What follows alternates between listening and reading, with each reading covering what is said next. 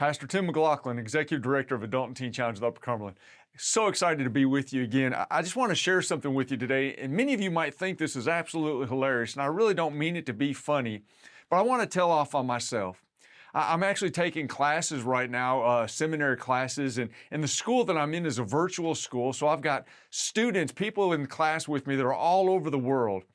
In one of our classes about a week ago, somebody made this comment about an author that we were reading. He said, "Man, that guy is so woke."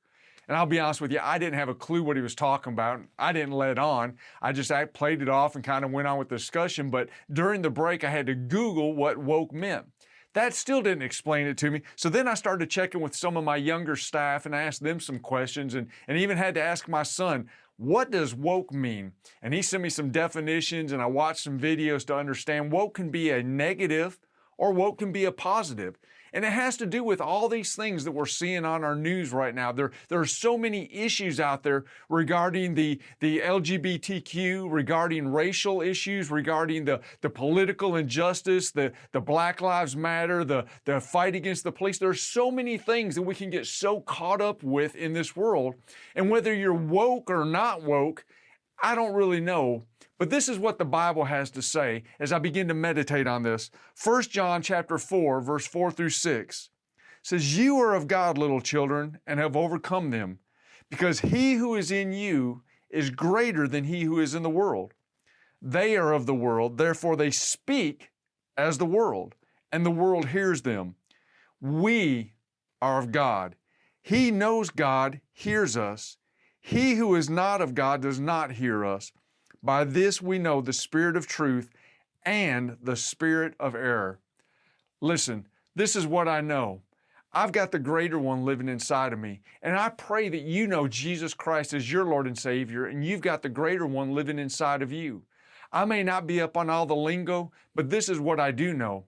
My God hears me. I don't need to speak like the world. I don't want to act like the world, and I don't want to let the influence of the world come upon me. We need to treat everybody as men and women, children of God. They may not believe, they may not be living right, but we need to walk in love. We need to love them, and we need to be the church in front of them. Regardless of how they're living, regardless of what they believe, regardless of their anger, whether woke or unwoke, we need to be the church. Greater is he that's in us than he that's in the world. So I want to encourage you today. Walk in love. Be an encouragement to people. Well, maybe they're different than we are. Maybe they think different. Maybe they're angry about certain things. Maybe they believe in certain things. Listen, I'm not saying that you have to go have dinner with them and you have to be best friends. I'm saying this. We need to encourage people. How is anybody ever going to come to a knowledge of Christ? How is anybody ever going to get saved if all we're doing is shunning people? How is anybody going to know what we know about the greater one that's in us unless we allow the greater one that's in us to live out through us? Be an encouragement. Don't get so caught up in the news. Don't get so caught up in the language of the times. Don't get so caught up that you're trying to be hip or whatever you want to call it, woke or unwoke. Be alive under Christ and let Christ lead you. I just want to be an encouragement. I want to see people saved. I want to pray for our nation and pray for a great awakening to come our way. And I want to ask you to pray for Adult and Teen Challenge of Upper Cumberland.